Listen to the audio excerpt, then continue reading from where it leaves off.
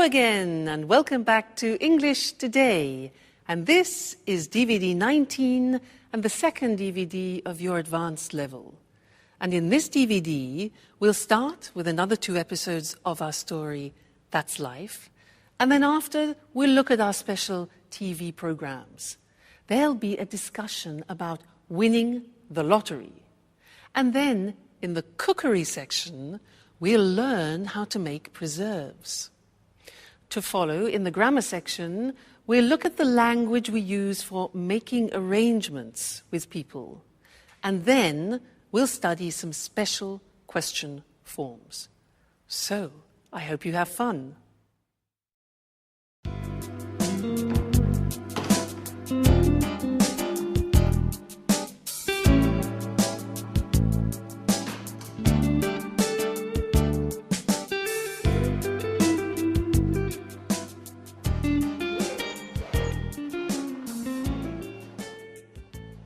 Here we are, home sweet home. I would have preferred to stay away just a little bit longer. Oh my God, look at the mess. Look at this place. And look at the dust. Oh, I don't even know where I'm going to begin. Oh, calm down, Anne. One thing at a time. Let's just have a look at the post to start with. Electricity bill, heating bill, telephone bill. I can't believe there are only bills to pay. I'll open them later. Coming home from holiday is stressful enough as it is. Oh, here's a letter from Sharon. Let's see what she has to say. I'll tidy up later.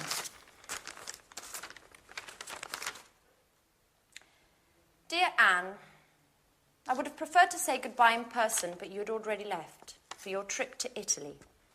Speaking of which, did you enjoy yourself? Unfortunately, things between me and Jack just haven't worked out. Maybe we rushed everything. Maybe memories with Peter were still too fresh. I don't know. Anyway, living together just became impossible.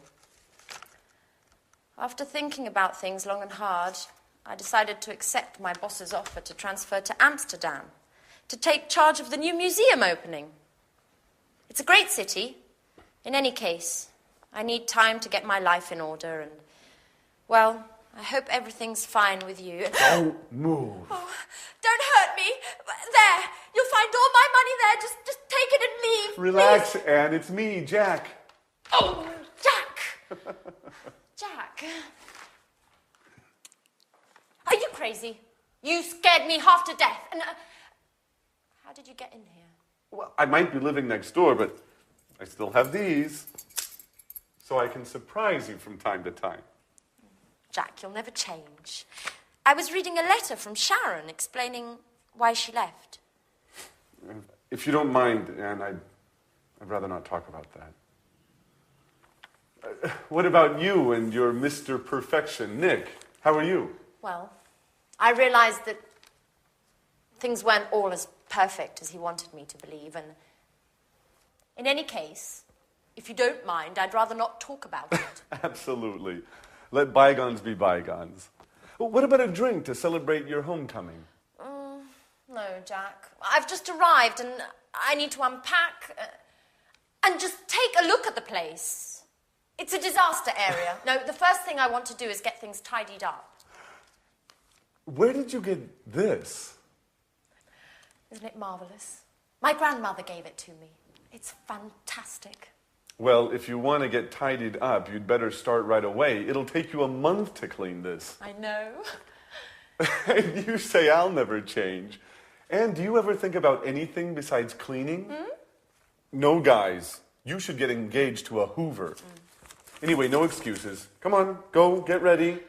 Can you manage to be ready by 7?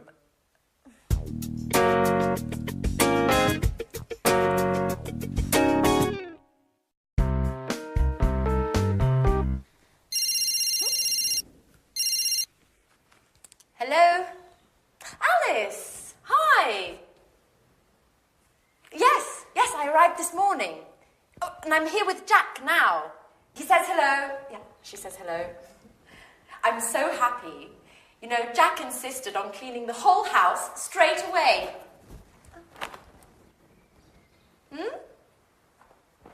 What? What telegram? No, I haven't received anything. What? But tonight? Alice? No. Wait, no, yes, Alice, you should have given me some advance notice. Okay. Yes, fine. I'll see you at the airport at 9. What do you mean at the airport? What did Alice have to say? She's arriving tonight at 9 o'clock. For good. And she's bringing a surprise. Wow. Well, that is good news. What, together again? All for one for all? Isn't that great, Anne? Yep. Fantastic. What's the matter? Why the sad face? Nothing. Well, it's just that I was just thinking about the poor house. I don't even want to start to imagine what a mess I'm going to have in here with you two. Oh!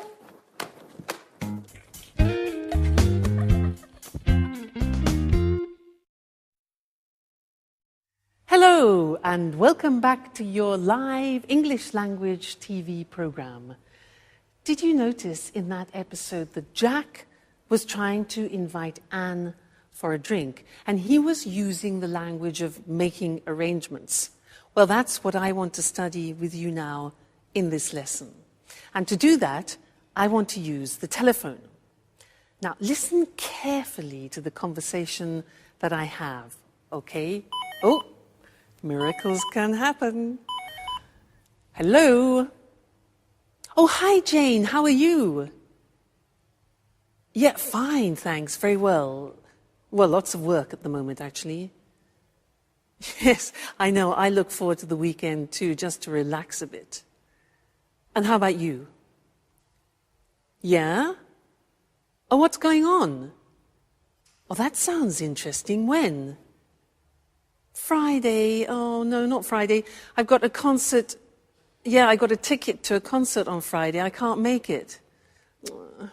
Well, what about Saturday? What are you up to on Saturday? Oh, really? Sounds interesting. Anyone I know? Oh, really? I haven't seen him for ages. Yes, I'd love to. Okay, well, what sort of time? Yeah, all right. Well, if you want, I can give you a lift. Yeah?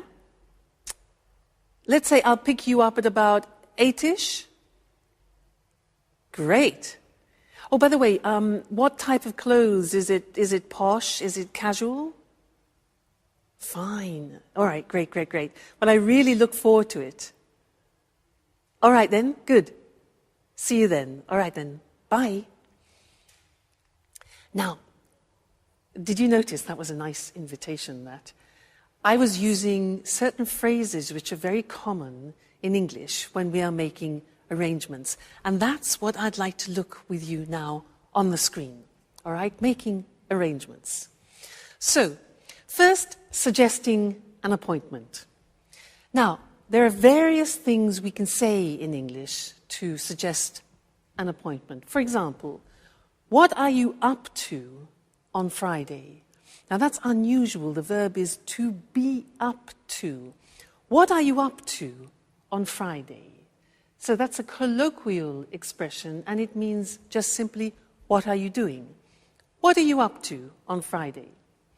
Other expressions, this you already know, we've learnt it.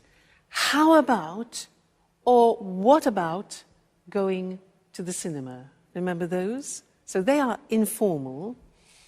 Another possibility is, could you manage a meeting on Friday? This is a bit more formal. Manage means organize. It's a word we use very often. Okay? Could you manage a meeting on Friday? Another possibility is, do you think we could meet up? Do you think we could meet up, which means get together. And also, I wonder if we could go. For example, I wonder if we could go to a show together. I wonder. So, wonder is a word which we use, and it's talking about thinking something over. All right?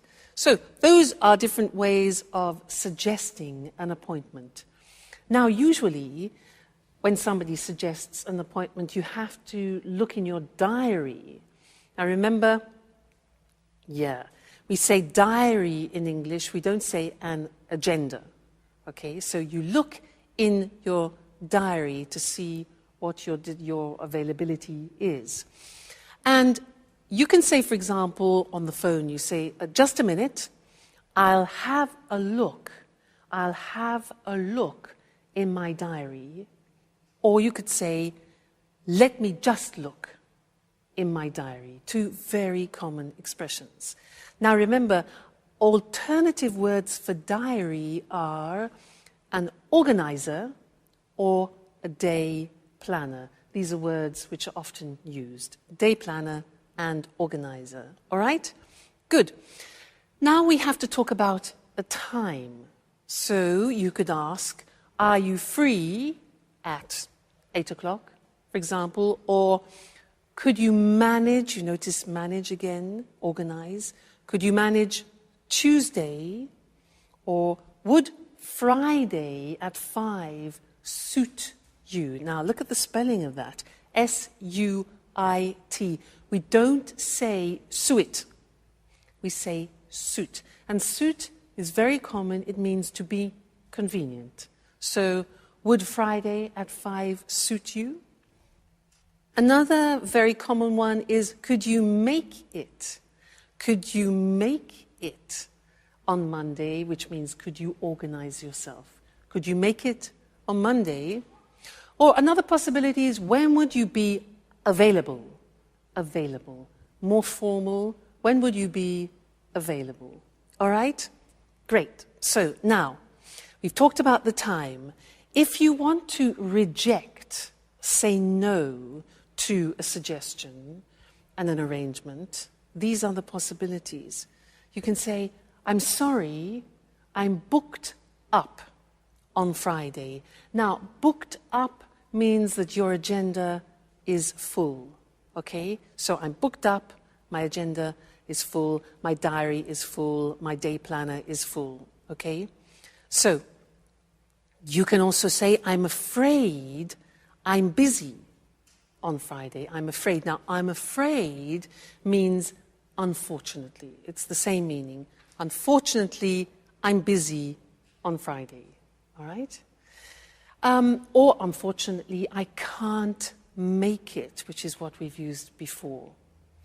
Great. Now, if you want to accept the suggestion, you can say, I'd love to, which is something we learned in socializing. I'd love to, or that'd be great. That'd be great. That would be great. And the last thing is to confirm the arrangement. So here you can say, fine, so that's Wednesday at 7 o'clock in your office. Notice we say, so that's Wednesday at 7 o'clock in your office. So that's. Good. I'll see you later then is less formal. And more formal, I look forward to seeing you on Friday. Remember, we've learned that expression too. I look forward to seeing you on Friday. Very common. All right, so that's all the language of making arrangements. And I look forward to seeing you again in our next lesson. So until then, goodbye.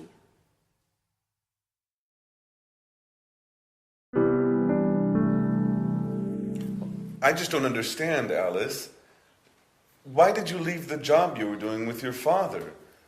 Had you started arguing again? No, well, not exactly. You know, working with my father is very difficult. We just have a completely different artistic view of things. And you know how I am. After a bit, I just get bored of doing the same things. I need new horizons. Well, what's wrong with working on a set? Wasn't it satisfying enough? Sure, of course. You know, in the long run, even the most satisfying things can get boring. And, of course, I met Edward. By the way, Edward is a Scorpio. Ooh, that's really interesting. Have you noticed what a magnetic look he has about him? Well, it's kind of hard to see his eyes from behind that camera. I wonder if he ever puts it down. Does he take it to bed with him? Stop! No. It's not going to work like that. You guys aren't acting naturally at all. You're too stiff. You look like statues. What we need here is expression, involvement, passion. Come on, let's do another take of that last scene. Which scene makes us look stiff? We're simply talking here, Edward. That's what I mean. Do it well. Let your inner self flow. Express your fears, your hidden desires. You are in love with Jack, aren't you? Don't be afraid. Show your true feelings. Show him what you are capable of. Well, besides the fact that I'm not in love with Jack anymore. Well, who told you, anyway? Okay, let's take 5. Maybe it's better if I leave you alone. Excuse me, Alice. Could you tell me where I can watch this material in peace and quiet? Go on into my room, Edward. I'll be with you in a minute.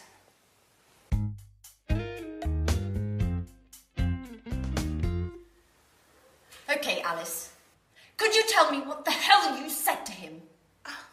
Just the truth. When Edward told me about his love of reality shows, I jokingly told him he had to meet you guys because life in this house was more exciting than a soap opera. He asked me why, and I told him everything. Okay, what exactly do you mean by everything? Well, about you and Peter and how you fought over Sharon, and about Anne's unrequited love for you and how she discovered your relationship. In other words, all the emotional goings-on of recent. Oh my God, Alice. What got into you? Oh, this is so embarrassing.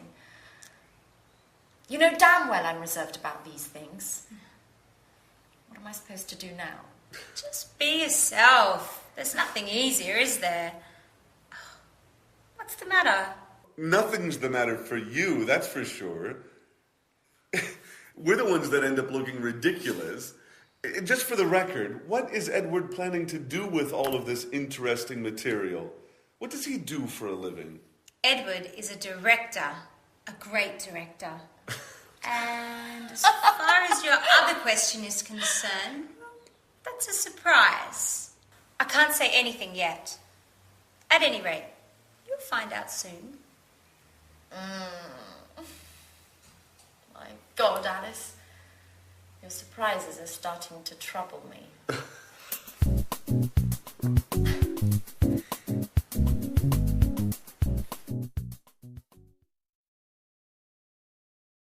We like surprises, don't we? Now, questions.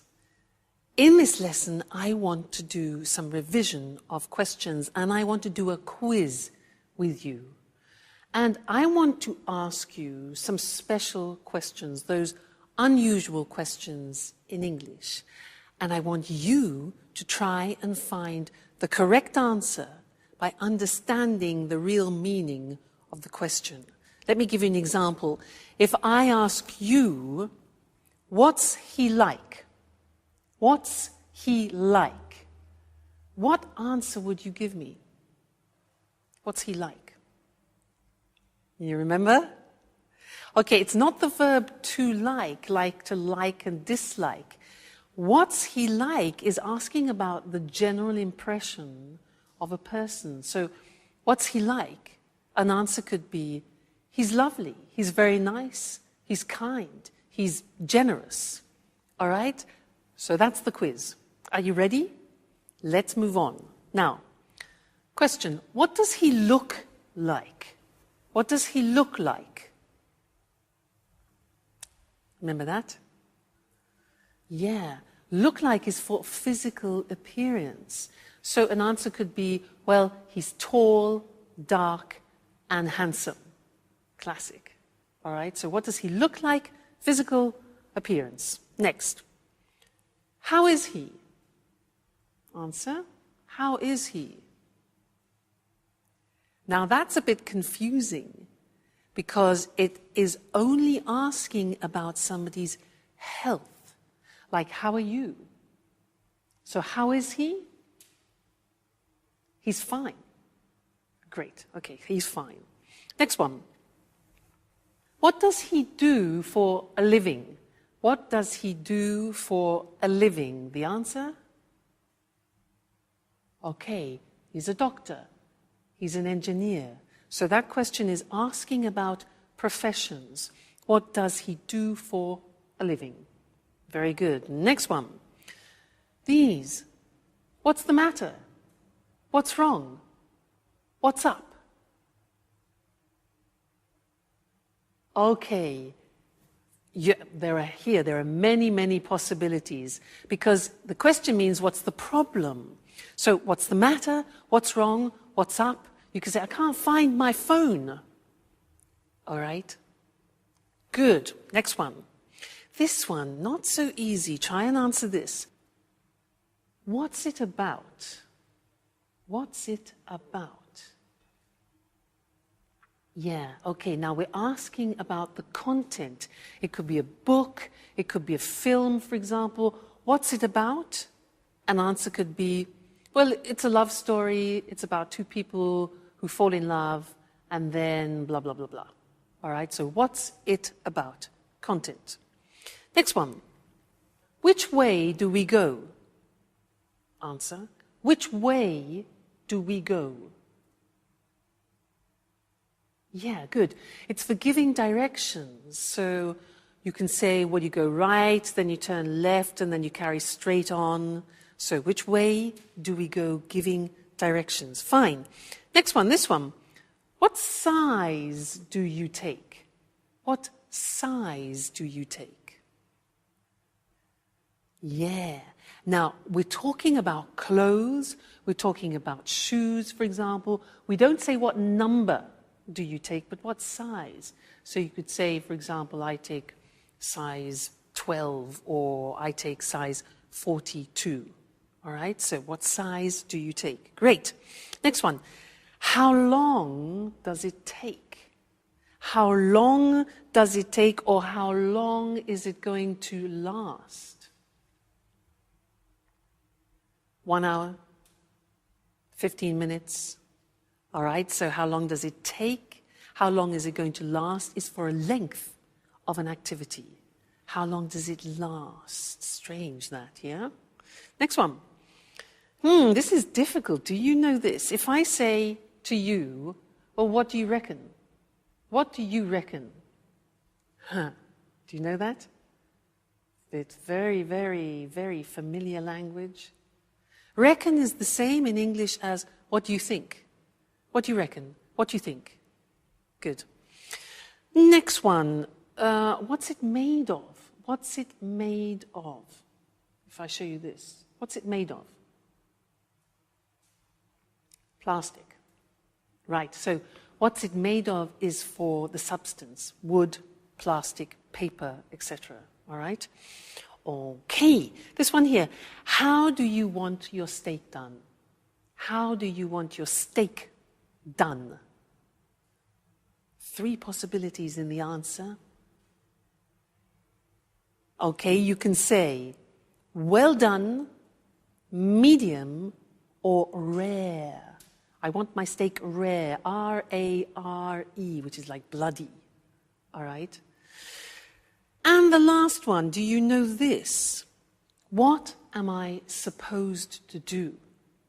What am I supposed to do? Yeah, exactly. You're supposed to go to bed now. Now, this is asking for advice. It's like saying, what should I do? It's exactly the same meaning. Great. Now, you're very good, you see. With every lesson, you learn more and more, and we're really making progress. So, keep practicing, and I'll see you again in the next lesson. So, take care. Bye.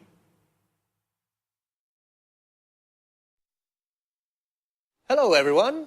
Welcome to Let's Talk, the evening discussion program with our two commentators, Tom and Marie. Good evening, everyone. Good evening. What have you got in your hand, Tom? Well, I bought a lottery ticket on my way here to the studio. I thought I'd try my luck. You know, the first prize is £20 million at the moment. Ooh, quite a penny or two. And what would you do if you won £20 million? Well, I think the first thing I would do would be to set off to the Caribbean to veg out for a couple of weeks, just to give myself time to think about what to do next. Any ideas at all? Well, I'd certainly want to have a good time just after winning anyway, but I wouldn't fritter away all the money on parties and things. Sounds sensible. And you, Marie, if you won £20 million, what would you do? What I'd love to do is start up my own business. I wouldn't want to stop working altogether, but I'd really want to be my own boss for a change. Oh, what sort of business would you get into? I think I'd buy a big country house and convert it into a hotel. Not too big a place, I guess. I might not have enough money. Would you give some of your winnings away? But, of course, I'd give some to my relatives, my sister anyway, and my mum and dad too. I don't know about the others. I certainly wouldn't skimp on Christmas presents anymore. Well, I'd donate some to charities, some to AIDS charities that work in Africa, and some to cancer research. I'd invest some of it pretty soon after winning to make sure I didn't spend it all. Do you think all that money would bring any problems? Well, I've heard you get a lot of letters from people begging for money. I wouldn't be too keen on that. I guess you may suddenly find yourself surrounded by lots of new friends, or some old ones may show up again too. Am I being too cynical? No, Tom. I think you're right. And lots of people would try to give you advice on how to invest the money. You'd have to be really careful about who you trusted. Winning huge amounts of money can destroy people's lives if they can't handle the changes all that money brings. That's true. And aren't state lotteries just another form of taxation? An unfair, hidden form of taxation. Poorer people spend lots of money buying tickets with very little chance of winning. I don't think government should be involved in selling dreams through lotteries. Well, maybe you're right, Eric. Lotteries sell illusions, but tonight, I want to dream. Okay, Tom, keep on dreaming them. Good luck for the draw, and goodbye to you and Marie. Goodbye. Goodbye. Would you like to win £20 million? Well, think about it, and we'll see you again next time for another discussion of Let's Talk. Well, what would you do with £20 million? Would you set off for the Caribbean like Tom? We say set off for a destination. This means to start a journey. He would veg out for a few weeks to think. To veg out means to relax completely. It's an informal expression. It would be a shame to fritter away the money. To fritter away means to waste. If you fritter away money, you spend it on useless things. Would you keep on working? To keep on doing something means to continue doing something. So, keep on working means continue working. Or would you stop working altogether? If you stop doing something altogether, it means you stop completely. I would start up my own business like Marie. To start up means to create. To start up a business means you create a new business. I'd like to be my own boss. This means work for myself. Are you your own boss, or do you work for someone? Would you like to start up a business? What would you get into? To get into something means become involved in something. I'd probably start up a record shop. I'd like to get into the music business. I'd probably donate some money to charity. Donate to charity means give to charity. Would you donate any of your winnings? Your winnings is the money you win. I guess, though, unexpected people may show up if you suddenly won so much money. To show up means to arrive. And as Marie said, lots of people may start begging for money. When you beg for something, you ask for it desperately. Perhaps I'll try my luck and buy a ticket too. See you next week, or if you don't see me, then it means I've won. Bye. Good morning from Cooking Today. Here we are with Lisa French, our expert homemaker. How are you, Lisa? I'm fine, thanks. Hello, everybody, and welcome to my home. I wonder what you'll talk about today. An interesting theme, preserves. This reminds me of my granny. So what kind of preserves are there? There are plenty. Jams, jellies, conserves, marmalade, syrups, candies, sauces. You see, you can preserve almost anything. Even meat? Of course, meat, poultry and fish. What's your favourite preserve? I have a strong preference for chili sauce. On the whole, I find sweet and sour food particularly tempting. I don't really fancy the two flavours together. As they say, differences are the spice of life. Anyway, what are the actual ingredients for chili sauce? Tomatoes, peeled and sliced in chunks, chopped celery, ground onion, green peppers, a cinnamon stick, chili, mustard, brown sugar, and vinegar. That's all. And meat, I suppose. You're right, mince meat. I adore chili. I'm curious about vegetable canning. What's the right procedure? That's easy. Once you've grasped the basic rules, it's quite simple. All you have to do is heat the food in sealed jars. So simple. Well, you must sterilize containers and lids before canning. Now, this may seem like a stupid question, but heating is important, isn't it? Of course. The heat destroys the bad bacteria, so you can enjoy your preserves all year round. Great. And now, what about canned tomatoes? They used to be popular in summer when I was young. Yes, for this preparation, dip tomatoes in boiling water first. Why? To loosen skin. Dip quickly in cold water, then peel them. And once peeled, what else? Cut out stem ends and quarter them. And you boil them again, don't you? Right. First you add salt and basil, then pack tomatoes into hot jars. Don't forget to close the lids well. Fantastic. And now, how do you make, let's see, jellies? Oh, I have a pretty good mint jelly recipe. You combine water, vinegar, mint and sugar in a large saucepan and bring to a boil. Then add fruit pectin. How long should it cook? Heat to a full rolling boil and boil hard for 1 minute. Then what? Just remove the leaves and pour into hot jars. Then seal with paraffin. It's easy. This sounds much easier than I thought. I'll try it. Thank you, Lisa, for your fantastic tips on preserves. And I'm looking forward to seeing you next week. Thank you. You're always welcome in my home. Let's look at the language of the dialogue. A preserve is one of the various methods to store food for a long time, such as canning, drying, bottling, freezing, and so on. Lisa gave examples of food preserves. Jam comes from cooking fruit with sugar. Notice that jam is also used when you're stuck in one place in a traffic jam. Jelly is food made from gelatin. Well, not only food. Even your legs can be wobbly like jelly when you're afraid. Marmalade is jam made from oranges, while conserve is jam containing large pieces of fruit. Syrup is made from fruit pulp, sugar, and water. And candy is fruit cut into small pieces and boiled with sugar and dried.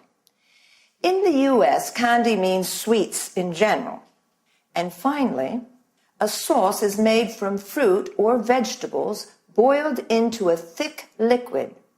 The adjective saucy is used to mean also impertinent person. When you make preserves, make sure you have sterilized jars and check if the lids are well sealed. Canning is also used to mean the same technique, but a can is made of metal. Lisa said that sweet and sour is her favorite flavor. This is typical of Chinese cooking, where dishes can be sweet and sharp due to the addition of vinegar. Then, talking about food preparation, Lisa used chop, which means to cut into small pieces or chunks. Slice, that is, cutting into flat pieces. Grind, which means to cut into fine powder, as with coffee and pepper. And quarter, cutting into quarters, for example, an apple or a tomato. Then, regarding boiling, we say bring to a boil, or to a full rolling boil, or boil hard. I finished for today. Look after yourselves. Bye.